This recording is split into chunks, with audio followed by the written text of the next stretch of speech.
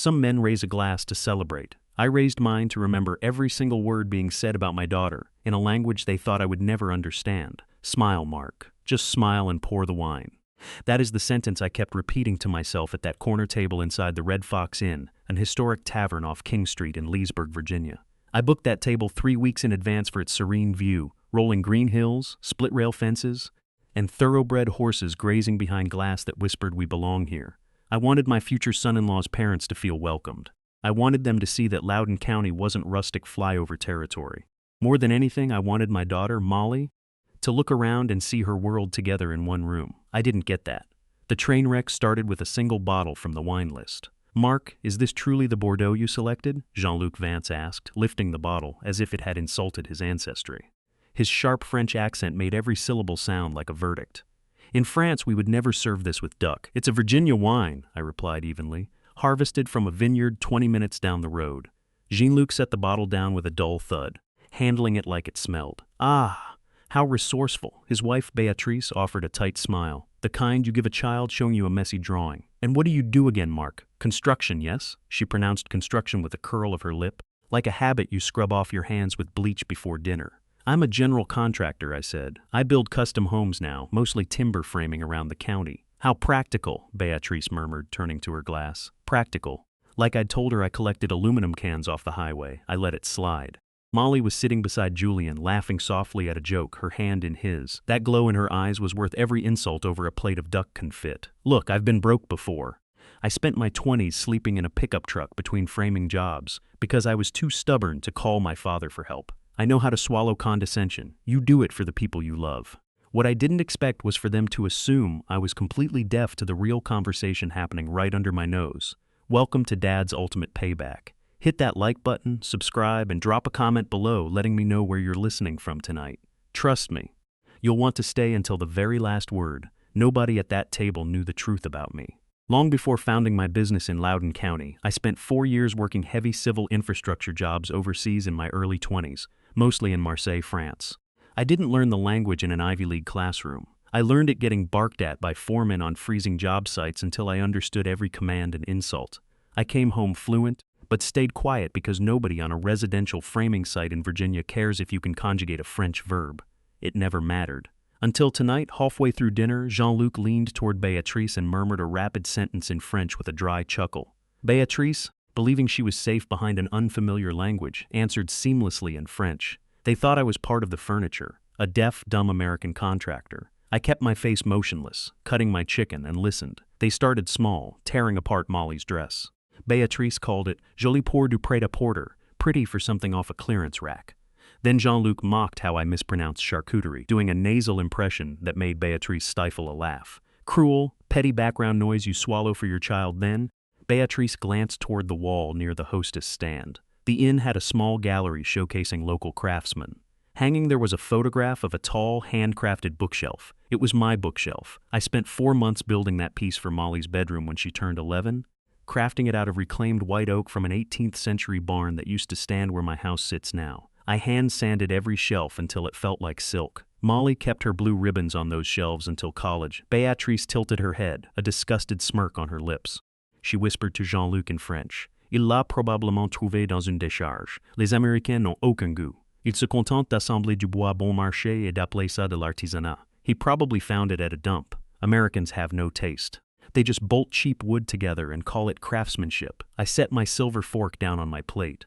Not hard, but deliberate.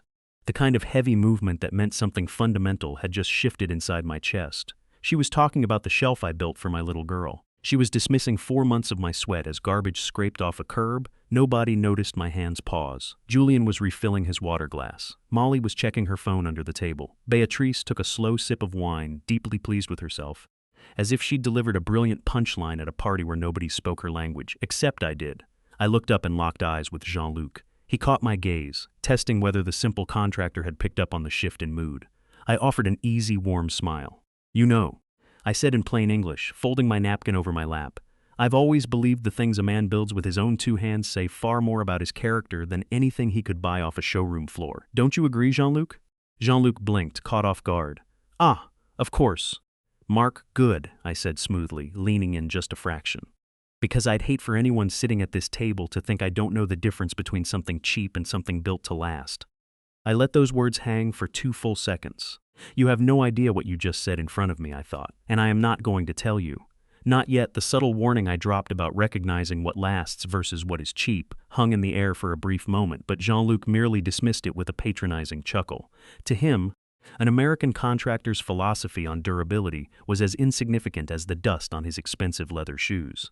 Within minutes, the conversation shifted back into the dark safety of French, and that was when the insult to my craft morphed into something infinitely more dangerous. Jean-Luc sliced through his duck confit, leaned across the table toward his son, and asked in a low, casual tone as if inquiring about the evening weather, "L'accord sur la fiducie est-il prêt? Is the fiduciary trust agreement ready?" Julien didn't even look up from his espresso.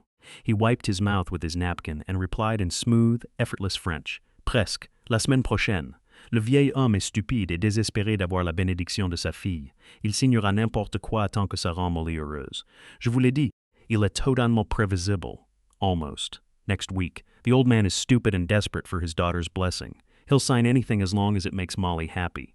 I told you, he's completely predictable. Sitting there with my coffee growing cold in front of me, every nerve in my body went icy still. I kept my face entirely relaxed, nodding vaguely as if lost in my own thoughts, but inside, my world cracked open. Julien wasn't just a spoiled kid with snobbish parents. He didn't love my daughter. He didn't view Molly as a partner or a future wife. She was a target, a naive golden ticket, a transaction wrapped up in silk ribbons. And I wasn't just a simple father-in-law to be tolerated. I was the gullible Mark whose hard-earned assets were supposed to fund their grand exit from whatever financial nightmare they were quietly running away from in Europe. I watched Julien turn right on cue, like flipping a mechanical switch, back to English. He reached across the white tablecloth, took Molly's hand in his, and looked at her with the exact same warm, devoted expression he had displayed since the day he first walked into my life. "You having a good time, babe?" he asked, his voice dripping with gentle tenderness. Molly beamed, leaning over to kiss his cheek. "The best, Julien," she whispered softly. "It means everything to me having everyone here." My stomach turned. I was watching a rehearsed performance, a cold, calculated play where my only child was the unwitting victim. Every fiber of my being wanted to rise out of my chair, slam my fists onto that table, throw my napkin in Jean-Luc's face, and expose every single word they had uttered in their native tongue. I wanted to drag Julien out to the parking lot and show him what a stupid American contractor does to a man who tries to play his daughter for a fool. But a father learns the hard way that brute rage rarely solves a complex trap. If I blew up in that historic restaurant over words Molly hadn't understood, I wouldn't be the protective hero saving the day. I would look like the jealous, overbearing, controlling father who ruined his daughter's dream engagement dinner out of spite. Molly would defend Julien, apologize to his parents on my behalf, and I would hand the Vance family the exact leverage they needed to isolate her from me before the wedding even took place. So I breathed through the fire in my throat. I smiled, called for the check, and paid the entire bill in cash, leaving a generous tip for the staff. I walked the Vance family and my daughter out to the valet, shook Jean-Luc's cold hand, told Beatrice the evening had been utterly unforgettable, and meant every single word in a way they were nowhere near prepared to understand. I got into my old Ford truck, patched up and worn from 20 years of hard labor, and sat in the dark parking lot for a long time before turning the key. I drove home slowly along the winding, unlit roads of Loudoun County, my mind racing faster than the tires on the asphalt. When I finally pulled into my driveway at midnight, the house was dark and quiet. I stepped into the kitchen, set my keys on the counter, and saw my phone light up with a text from Molly. "Dad, thank you so much for tonight. It meant the world to me that you tried so hard with them. I love you." I stood alone in the dark kitchen staring at that message until my eyes burned. She had no idea what I had heard, and knowing the truth was going to break her heart. But a clean, sudden break now was 1,000 times better than watching her get shattered piece by piece over a lifetime with a con artist. I texted back, "Anything for you, sweetheart. Get some rest." Then, I opened my contacts and dialed an international number I hadn't called in nearly 10 years. I called Grant Ferris, an old buddy from my construction days in Marseille who had transitioned into corporate risk consulting and international asset intelligence. A man who knew how to uncover secrets people buried deep under European banking laws. It was nearly 5 a.m. in France, but Grant picked up on the fourth ring, his voice gruff with sleep. "Withers?" Grant rasped. "Mark, is that you? It's been a decade, man. Is everything all right?" "No, Grant," I said, my voice dropping into that quiet, unbreakable tone I used when a foundation was about to collapse. "It's not. I need a massive favor, and I need you to be very, very good at what you do." The next morning, before I even brewed my first pot of coffee, I set my strategy into motion. If you want to catch a fox, you don't go charging into the woods shouting. You lay out the bait and wait by the trap. I called Molly early, keeping my voice bright, relaxed, and cheerful. "Hey, sweetheart," I said, leaning against my kitchen counter. "I was thinking, why don't Jean-Luc and Beatrice come stay in the guest house on the farm for the rest of the week? Save them the 40-minute drive back and forth from their hotel in D.C. Let them get a real feel for how we live out here in Virginia." There was a hesitant pause on the line. "Dad, are you sure?" Molly asked, a note of quiet relief hovering beneath her words. "I know last night was a lot. They can be intense." "Molly, I want this family thing to work," I replied, and every single word was true, just not in the way she imagined. "Let me host them. Thank you." "Dad, that means more than you know," she murmured softly. By Thursday afternoon, Jean-Luc and Beatrice had moved their expensive luggage into my timber-framed guest house, a stone's throw across the manicured lawn from my main residence. It was the same guest house I had built with my own hands 15 years ago, using timber I had cut and planed myself. If they wanted a front-row seat to my life, I was more than happy to give it to them. Because under my roof, I could monitor every movement, every casual comment, and every phone call made in the open air. For the next 4 days, I played the part of the clueless, eager-to-please blue-collar father-in-law to absolute perfection. I became an actor in my own yard. I listened patiently while Jean-Luc criticized the hickory smoke rolling off my offset smoker during a Sunday family barbecue, nodding submissively as he explained how traditional French marinades were vastly superior to Virginia-style pulled pork. I smiled warmly while Beatrice offered unsolicited advice on my landscaping, pretending to hang on their every word while mentally cataloging every subtle insult as evidence. They thought they had broken me. They believed their cultured dominance was so absolute that the simple American contractor was practically begging for their approval. While I was playing the fool in the sunshine, Grant Ferris was digging through the dark underbelly of European corporate registries in France. On Tuesday evening, while Jean-Luc and Beatrice were out in town having an expensive dinner with Julian, my phone chimed in my private study with an encrypted file attachment from Grant. A few minutes later, Grant called me directly. "Mark, I've been doing corporate intelligence work for 20 years, Grant said without greeting, his tone dark and flat. "This isn't just an arrogant family looking down on an American contractor. This is an active, desperate financial fraud operation." I gripped the edge of my mahogany desk, staring out the window at the dark windows of the guest house. "Lay it out for me, Grant." Jean-Luc Vance's wine import company, the grand European business he keeps bragging about, is nothing more than an empty shell, Grant explained, flipping through paper on his end. He filed for a court-monitored restructuring in France 2 years ago and defaulted on every payment plan. The tax authorities in Normandy have placed heavy tax liens on his family estate. "We're talking millions of euros in debt, Mark. He's completely insolvent." My jaw tightened as my blood ran cold. "And what about Julian?" Grant let out a long, heavy sigh. "Julian isn't a high-flying wealth advisor, Mark. He has an active civil lawsuit filed against him in Paris right now. He ran a fraudulent import-export scheme 2 years ago that drained 4 elderly investors of their retirement savings. He's facing a massive financial judgment, and if he doesn't clear that debt within 60 days, the courts are going to freeze his personal assets and initiate criminal proceedings." I sat in the dark room, listening to the hum of the refrigerator, processing the brutal reality. They hadn't flown 6,000 miles across the Atlantic Ocean to welcome my daughter into their family. They hadn't come to celebrate a marriage. They had come on a desperate hunting expedition because they knew I owned something valuable enough to save them from total ruin. "There's one more thing," Grant added softly. "That fiduciary trust Julian mentioned? My contacts in Paris confirmed that Jean-Luc's lawyers drafted an offshore cross-collateralization structure 3 weeks ago. They aren't trying to set up a wedding gift, Mark. They're trying to leverage your real estate." The trap became crystal clear. They were drowning, and they saw my prime commercial land along the highway in Loudoun County as their personal life raft. 2 days later, Jean-Luc took the bait himself. On a warm Thursday afternoon, he joined me on the back porch, holding a cup of espresso. He assumed his smooth, practiced charm, leaning against the wooden railing and looking out over my pastures as if he already owned half the horizon. "Mark," Jean-Luc began, his voice dripping with false warmth and authority, "Julian mentioned that you own several prime commercial acres near the main highway corridor. In Europe, wealthy families always consolidate their land holdings to protect future generations. Our estate attorneys have prepared a preliminary draft for a transnational family trust, something to secure Molly and Julian's long-term financial freedom." He paused, offering me a patronizing smile, testing whether the simple contractor would bite. "We would like to review it with you before the wedding. Family to family, it is how cultured people protect their children." I looked at him, scratching my chin like a simple man trying hard to grasp a complicated corporate concept. I let a slow, gullible grin spread across my face. "Well now, Jean-Luc, that sounds real generous of you," I said, pitching my voice to sound entirely overwhelmed and impressionable. "I'm just a builder. I don't know much about fancy offshore trusts. Why don't you have your attorneys send the draft right over to me? I'll take a look at it." I saw the sudden, triumphant glint in Jean-Luc's eyes, the quiet satisfaction of a predator watching its prey step willingly into the net. He believed he had played me perfectly.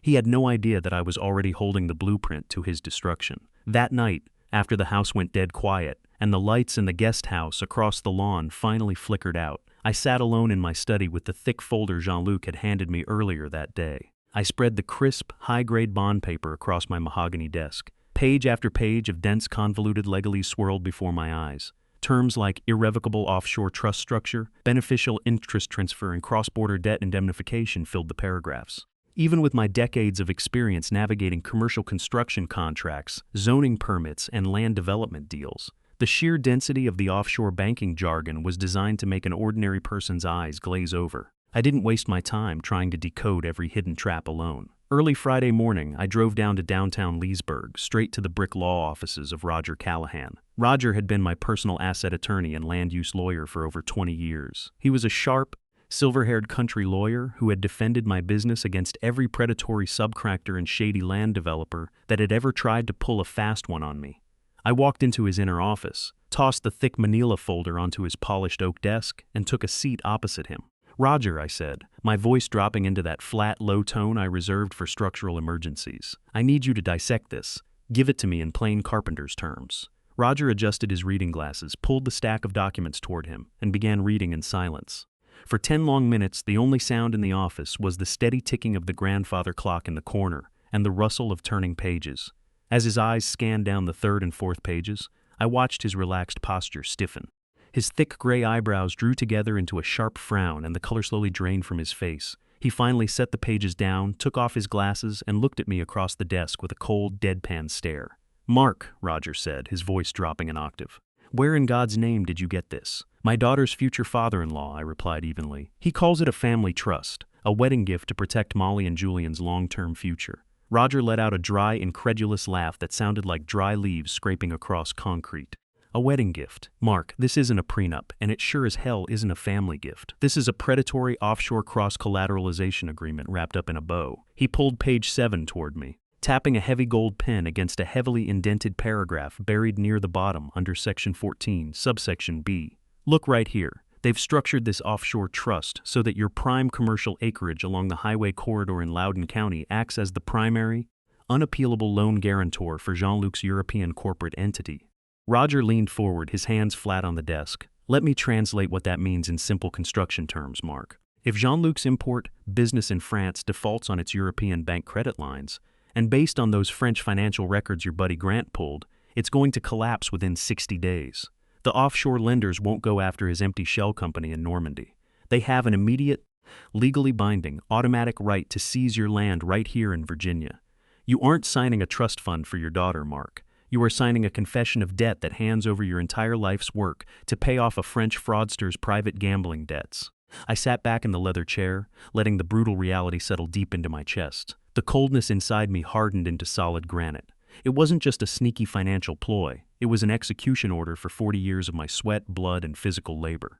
They were planning to strip me bare, bankrupt my daughter's future, and walk away back across the Atlantic laughing at the dumb American contractor who paid for their salvation.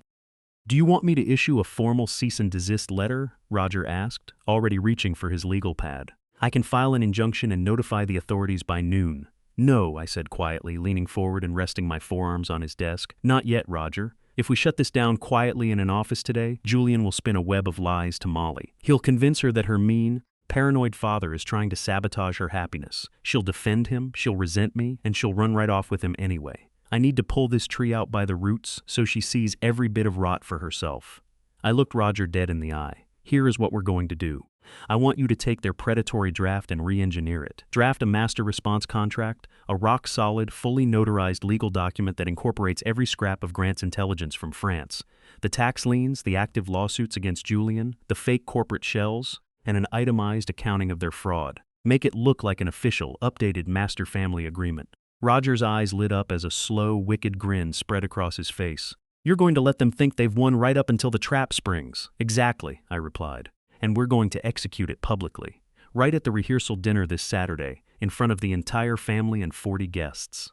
The next morning I met Jean-Luc on the back porch of my farmhouse. He was sitting in a wicker chair, sipping his morning coffee, looking out over my land with that same smug, victorious posture. I walked out, holding a copy of the original folder, and let a wide, relieved smile cover my face. Jean-Luc, I said, pitching my voice to sound filled with genuine, humble gratitude.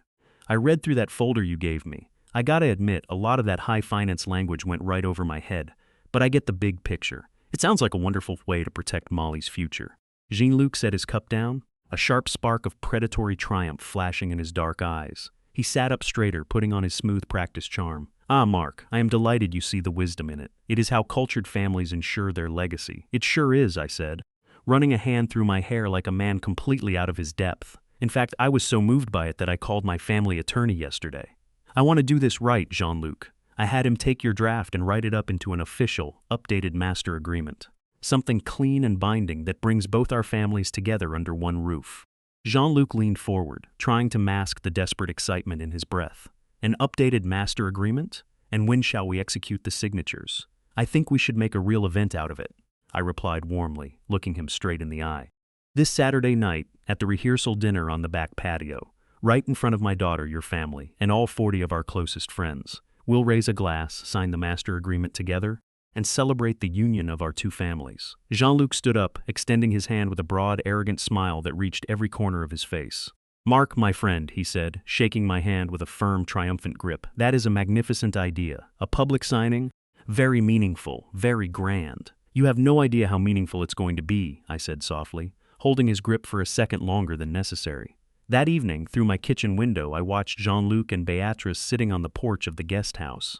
They had uncorked a bottle of expensive red wine I had purchased and stocked in their kitchen, and were raising their glasses in a private, jubilant toast under the evening lights. I didn't need to speak French to know what they were celebrating. They believed they had successfully landed the big catch. They thought the foolish American builder had swallowed the hook, line, and sinker, and that in less than 48 hours, my life's work would belong to them. I turned away from the window, picked up my black coffee, and took a slow sip. Enjoy the wine, Jean-Luc, I thought silently into the dark. Drink every last drop, because it's the absolute last thing you're ever going to celebrate on my dime. The string lights went up across my back patio that Saturday evening, threading like glowing amber beads through the branches of the old oak trees I had planted the exact same year Molly was born. Long tables draped in crisp white linen stretched across the manicured grass, decorated with wildflower centerpieces. Mason jars stuffed with black-eyed Susans and Queen Anne's lace, just the way my daughter had envisioned it. 40 of our closest friends, local business owners, and family members filled the yard, their laughter and casual chatter mixing with the soft evening breeze, carrying the scent of hickory smoke and blooming clover. It looked like the picture-perfect Virginia summer gathering, but I was the only person in that yard who knew it was actually an execution ground. Jean-Luc and Beatrice held court near the head table like visiting royalty, champagne flutes held gracefully in their hands. They were sipping my vintage champagne, purchased from a case I had bought specifically for this night, though for a reason they couldn't begin to fathom.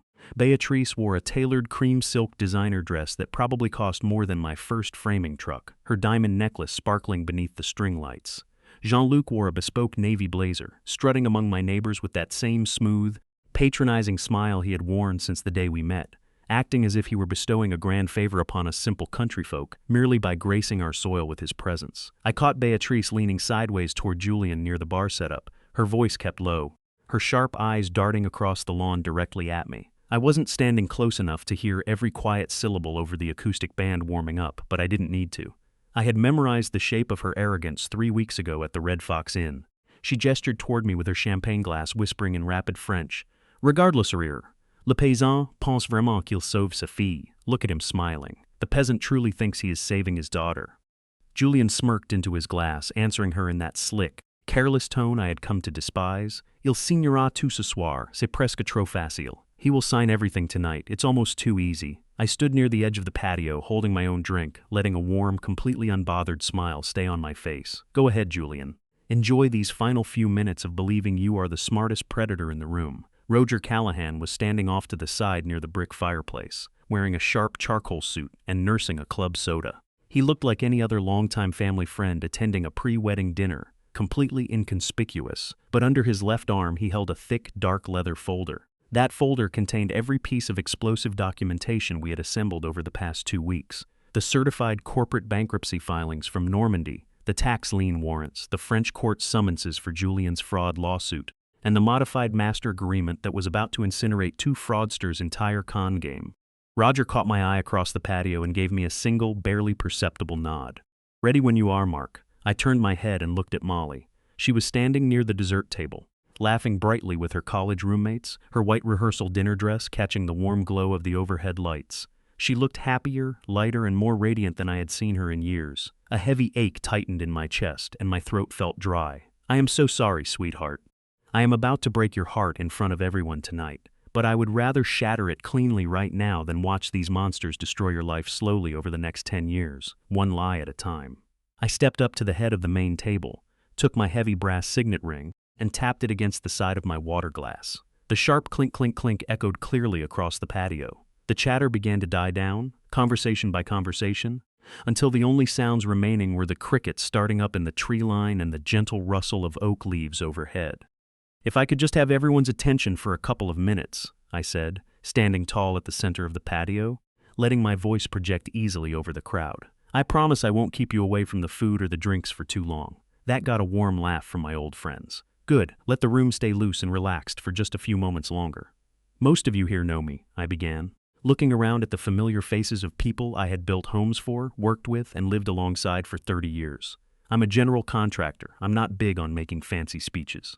I'd much rather be up on a roof with a framing hammer than standing up here with 40 pairs of eyes staring at me." Another light chuckle rippled through the yard.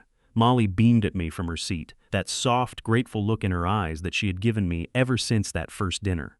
"My daughter Molly is getting married in 2 weeks, I continued, my voice growing deeper, more deliberate. "And ever since the day she was born, I have spent every single waking hour trying to build a life for her where she never has to wonder if she is loved, and where she never, ever has to wonder if someone is telling her the absolute truth." I let those words settle over the lawn. My eyes shifted briefly toward Julian. He was standing beside my daughter, holding his glass loosely in one hand, wearing his trademark charming, easygoing smile. The picture of a handsome, prosperous young man with nothing whatsoever to hide. "Not for long, kid. I want to take a moment to formally thank Jean-Luc and Béatrice Vance," I said, turning my body toward them and raising my glass slightly in their direction. "For traveling all the way from Normandy, France, to be part of our family here in Virginia. It's no small thing, crossing an entire ocean for people you barely know." Jean-Luc inclined his head with practiced, aristocratic grace, placing a hand over his heart. "The pleasure is entirely ours, Mark," he called out smoothly in English. "Family is everything. I'm sure you believe that," I said, my tone shifting just enough that the smile on Beatrice's face flickered. It was subtle, just a slight tightening at the corners of her eyes, like someone noticing a cold draft under a door they thought was bolted shut. "Since our honored guests have traveled all the way from France," I said, stepping closer to the head table, my voice dropping into a steady, crystal-clear cadence, I thought it was only proper to address them directly in their native language. Especially since they have spent the last 3 weeks operating under the foolish assumption that I couldn't understand a single word coming out of their mouths. I locked eyes directly with Jean-Luc. The color instantly began to drain from his face. Then I switched. "Pendant trois semaines," I said, my voice ringing out across the silent patio, carrying the sharp, flawless cold Marseille accent I had buried for 25 years. "Vous avez parlé de ma fille comme s'il s'agissait d'une simple transaction commerciale. Vous avez moqué mon travail, insulté ma maison, et traité ma fille de personne facile à manipuler. For 3 weeks you spoke of my daughter as if she were a simple business transaction. You mocked my work, insulted my home, and called my daughter a person who is easy to manipulate." Jean-Luc's champagne glass froze halfway to his mouth. Beatrice went entirely rigid, her eyes widening in absolute, paralyzing horror. The silence over the patio became suffocatingly heavy. Julian scrambled forward in his chair, his face flushing a violent crimson. "Mark, wait, what tais-toi, Julian," I snapped, my voice striking like a steel whip. "Tais-toi, j'ai tout entendu. Chaque mot. Depuis le premier soir au Ferrand." "Shut up, Julian, shut up." I heard everything, every word. From the very first night at the restaurant, I turned back to the crowd, seamlessly switching back to English, my voice steady, unyielding, and carrying to the back fence. I heard every single word. The revelation hit the patio like a glass bottle shattering on stone. 40 heads turned in unison, first toward Jean-Luc and Beatrice, then toward me, and then slowly, painfully toward Molly. My daughter's face had transformed from utter confusion to a pale, stricken mask of dawning horror. "Dad," Molly whispered, her voice small and trembling. "Dad, what is happening?" "I am so sorry, sweetheart," I said, looking at her with all the love and grief in my soul. "I didn't want you to find out like this. But I could not let you walk down an aisle in 2 weeks to hand your life over to a family of predators." I reached out my hand toward Roger, who immediately stepped forward and handed me the heavy leather folder. I unclasped the brass lock and laid the documents flat on the table right in front of Julian and his parents. 2 weeks ago," I said, pointing to the first set of certified papers, "Jean-Luc and Beatrice asked me to sign what they called a transnational family trust. They called it estate planning, a gift to protect Molly and Julian. What it actually was an offshore cross-collateralization agreement designed to quietly transfer my commercial land into an offshore entity to backstop Jean-Luc's collapsing debts in Europe." A sharp, collective gasp went down the long dining tables. One of Molly's roommates covered her mouth with both hands. "Jean-Luc Vance's wine import business in France is a bankrupt shell," I continued, flipping to the official court records provided by Grant. "He defaulted on his debts 2 years ago, and the French tax authorities have active tax liens against his estate in Normandy totaling millions of euros." I flipped to the next section, staring directly at Julian, who was shaking violently where he stood. "And Julian isn't a wealthy advisor. He is currently named as the primary defendant in an active civil fraud lawsuit in Paris for stealing the retirement savings of elderly investors, a lawsuit he conveniently forgot to mention to the woman he claimed to love." "Mark, that is an absolute lie. That is a misunderstanding," Julian shouted, his voice cracking hysterically as he tried to stand up. "Molly, listen to me. It's not what it looks like. He's trying to ruin us." "Sit down, Julian," I said, and the sheer authority in my tone forced his knees to buckle back into his chair. Molly stood up slowly from her seat. She wasn't crying. The color had left her face entirely, replaced by a cold, terrifying stillness that I recognized instantly. It was the exact same stillness I felt whenever someone pushed me too far. She looked at Julian, really looked at him, as if seeing the hollow, pathetic stranger behind the slick suit for the very first time. "You called me cheap," Molly said, her voice dropping into a quiet, icy register that cut through the night far louder than any scream. "You laughed about my father's hard work behind his back. You treated me like a pawn in your family's pathetic scam." She reached down with her right hand, slowly and deliberately sliding off the glittering diamond engagement ring from her left finger. She held it above Julian's plate for a second, then dropped it. It landed with a dull, heavy clink right in the center of his untouched food. "I was going to spend the rest of my life building a family with you," Molly said, staring directly into his hollow eyes. "And you were planning to rob my father blind. Instead of breaking down, instead of running away into the house to hide, my daughter squared her shoulders, walked around the head table, and came to stand directly beside me. She didn't hide behind her father. She stood shoulder to shoulder with me, her chin held high, facing down the people who had tried to destroy our lives. That's my girl." I looked down at the trembling fraudsters across the table, their grand con completely exposed, their dignity shattered, standing naked in front of 40 horrified witnesses. But I wasn't finished yet. I reached into the leather folder one last time and pulled out one final sheet of paper. I reached into the dark leather folder one last time, pulled out a crisp, single-page document, and slid it directly across the white linen tablecloth, resting it right beside Julian's plate, right next to the dropped engagement ring. Julian stared down at the paper, his hands trembling violently. What is this?" he stammered, his slick voice reduced to a thin, pathetic squeak. "That," I said, my voice cutting through the silent patio like a freshly sharpened chisel through pine, "is an itemized commercial invoice. It details every single dollar spent on your family over the last 3 weeks.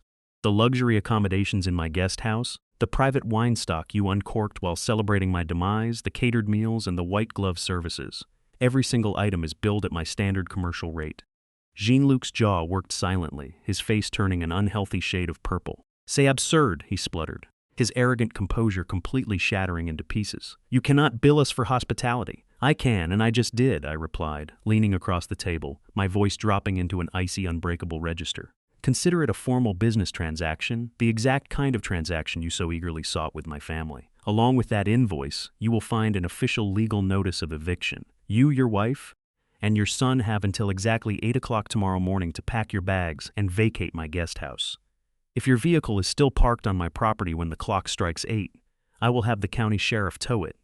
And I will personally file trespass charges against all three of you. I paused, letting the absolute finality of my words crush whatever tiny sliver of hope they had left.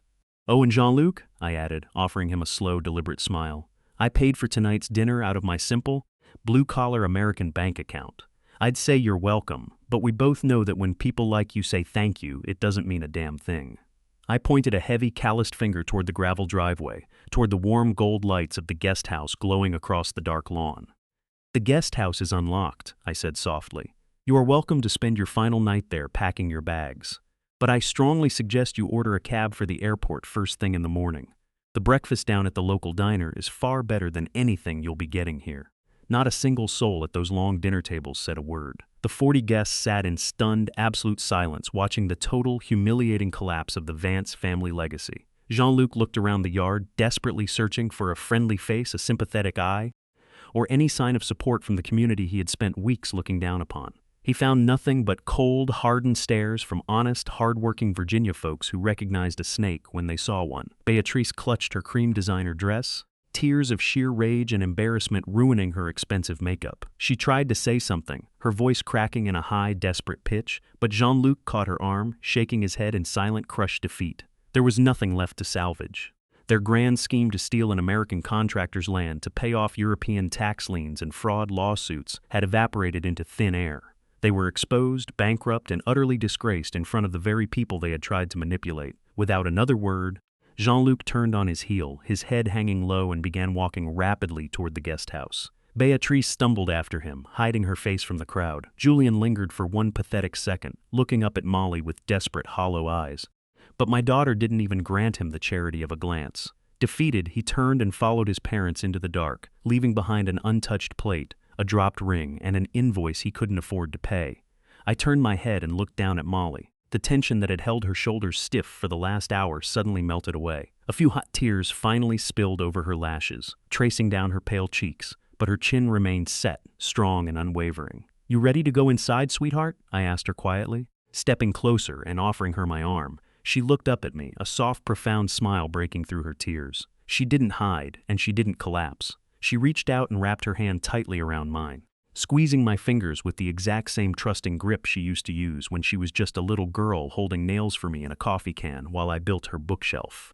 I'm ready, Dad, she whispered, her voice clear and sure. Thank you for hearing what I couldn't. Always, sweetheart, I replied, kissing the top of her head. Every single word.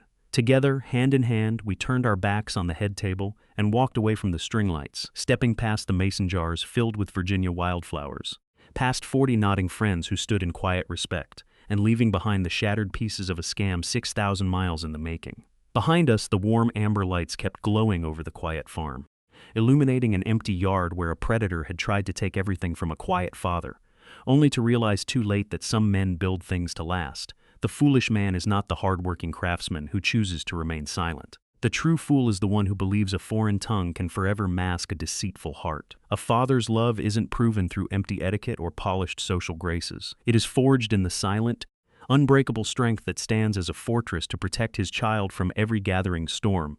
Thank you for listening to tonight's story on Dad's Ultimate Payback. If Mark's story of unwavering dignity, sharp instinct, and fierce fatherly protection resonated with you tonight, please take a moment to hit that like button, subscribe to the channel, and drop a comment down below sharing your thoughts on how Mark handled the Vance family. Let me know where in the world you are listening from, and I will see you all in the very next story. Take care out there.